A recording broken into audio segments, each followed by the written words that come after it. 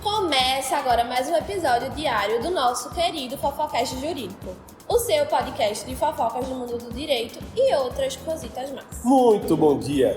Já vai preparando aí o seu café sem açúcar e bora para as fofocas jurídicas do dia. Eu sou a Karen. Eu sou o Aquiles. E o giro pelas fofocas jurídicas de hoje são...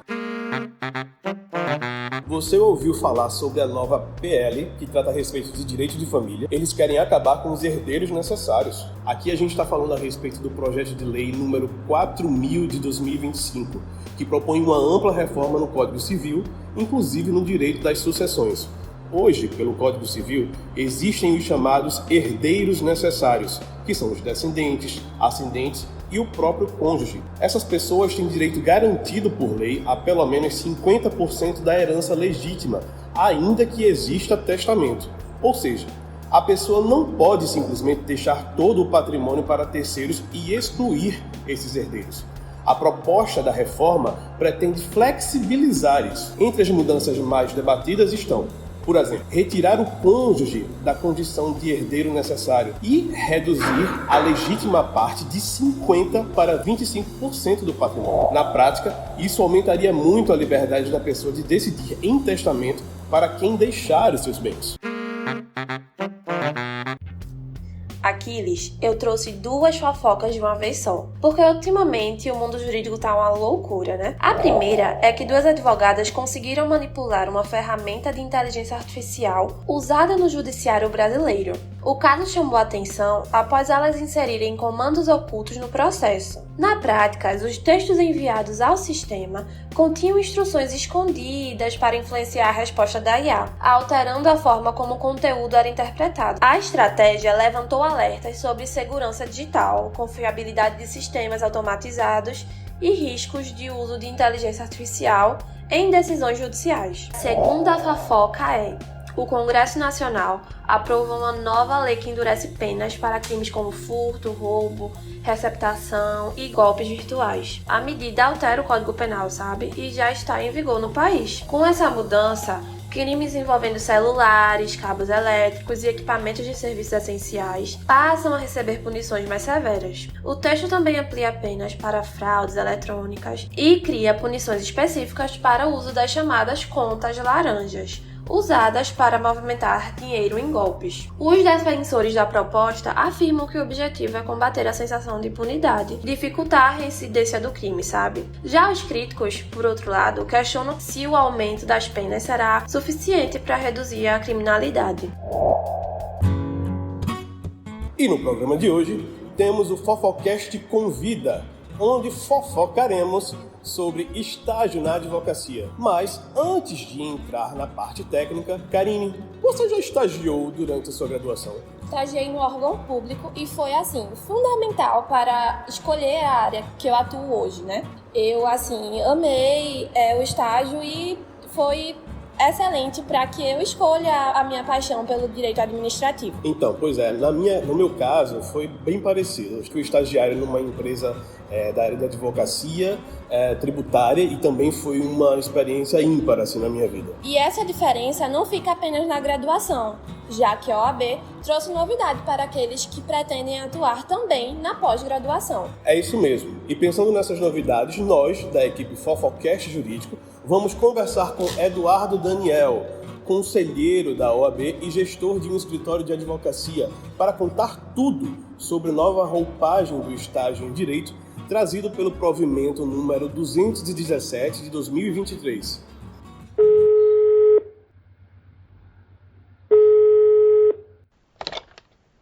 Bom dia, Karine. Bom dia, Aquiles. O provimento 217 de 2023 da OAB chegou trazendo uma nova roupagem para o estágio na advocacia. A ideia é basicamente aproximar ainda mais o estudante da prática da advocacia, proporcionando mais experiência real, responsabilidade e aprendizado no dia a dia jurídico.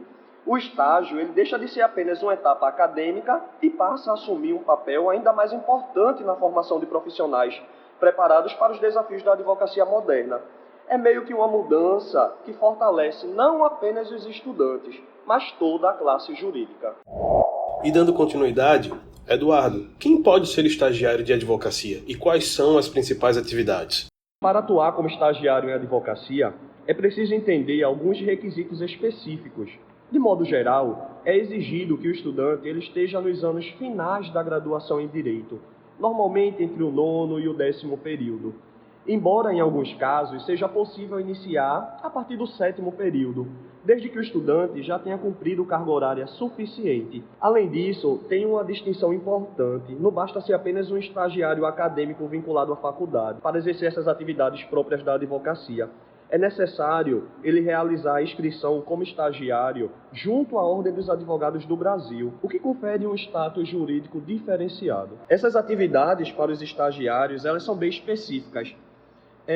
Pode ser a redação de peças processuais, o acompanhamento de audiências, as visitas aos órgãos do judiciário, técnicas de conciliação e arbitragem, ou seja, é uma formação prática de verdade, é uma verdadeira imersão. Mas é importante também a gente lembrar que ser um estagiário em advocacia é de uma competência e responsabilidade grandiosa.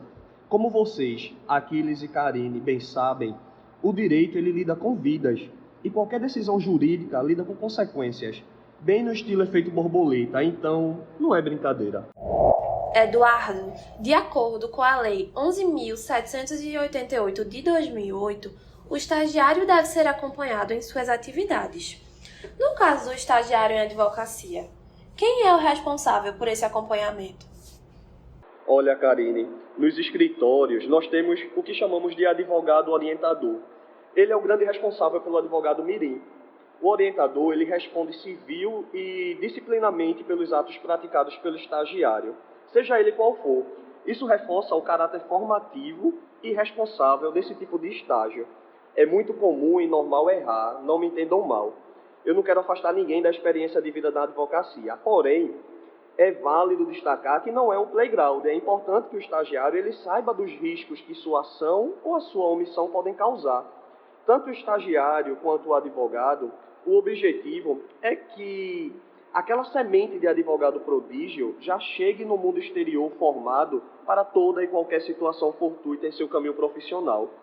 Mas sempre bom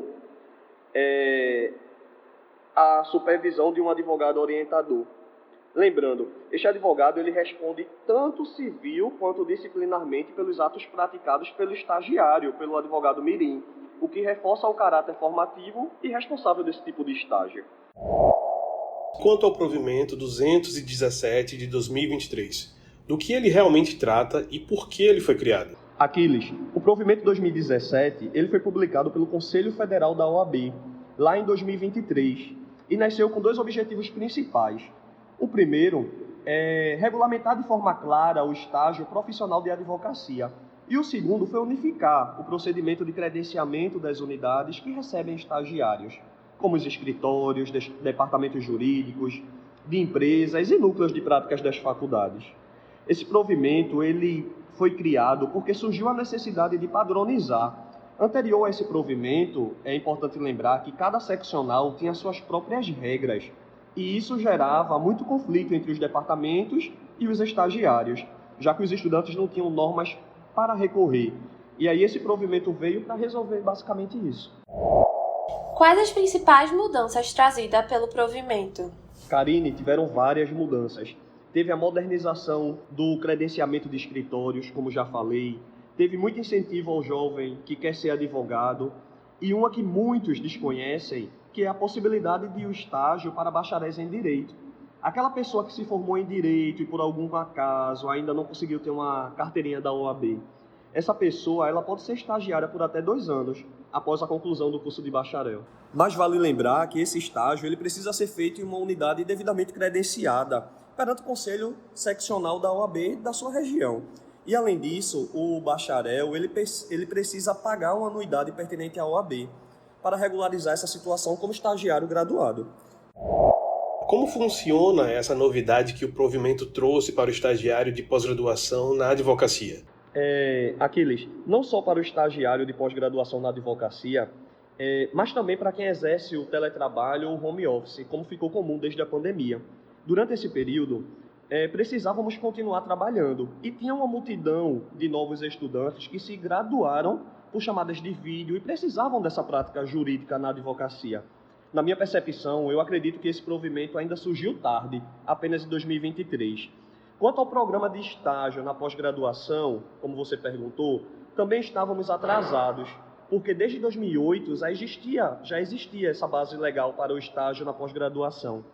Porém, isso demorou a se consolidar em algumas áreas, principalmente no direito, por conta do entendimento limitante da OAB, que vinculava ao estágio profissional apenas a graduação em direito. Com esse novo provimento, passou a ser possível o estágio profissional de advocacia para bacharéis em direito que estejam cursando pós-graduação também, permitindo que eles mantenham ou até obtenham a inscrição como estagiários por até 2 anos após a colação de grau. E isso foi muito importante, porque garantiu continuidade à prática jurídica, principalmente para quem ainda estava se especializando e precisando de experiência profissional na advocacia. Eduardo, antes de encerrarmos a conversa de hoje, a gente quer agradecer imensamente pela sua participação. Imagino que não foi fácil encontrar tempo para essa conversa, né? Tenho certeza de que quem nos ouve de casa está bem esclarecido e enriquecido com esta conversa. Muito obrigado. Foi uma honra, pessoal, participar desse programa com vocês. Abraço a todos, até mais. Tchau, tchau. E para fechar o nosso Fofocast Jurídico, mais uma informação importante para vocês. O estágio na OAB não é só uma formalidade ou uma etapa obrigatória da graduação. Ele, na verdade, é o início da vida profissional dentro do direito. O primeiro contato real com as responsabilidades, os limites e a seriedade que a profissão exige no dia a dia. É nesse momento que você aprende na prática aquilo que muitas vezes a teoria não consegue transmitir completamente. Mas não é só aprender a fazer, é aprender como fazer, quando fazer e até onde você pode ir dentro da atuação jurídica. O estágio não é só aprendizado técnico, ele é o primeiro contato com a responsabilidade jurídica e ética, que vai acompanhar o profissional ao longo de toda a sua carreira. É ali que você começa a construir sua postura, sua forma de agir e sua forma de se posicionar. Então, se você está na graduação, aproveite essa fase de verdade. Não trate o estágio como algo secundário, porque ele faz toda a diferença na sua formação e pode impactar diretamente em oportunidades futuras. E esse foi mais um episódio do Fofocast Jurídico, porque o direito, antes de tudo, é uma fofoca. Tchau e até o próximo episódio. Tchauzinho!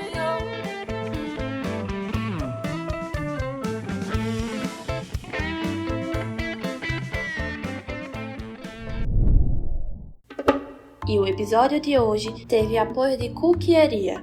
Coffee Break bom é Coffee Break com Cookie. E Ative Consultoria. Não perca a cabeça com as contas. Conte com quem conta. Conte com Ative Consultoria.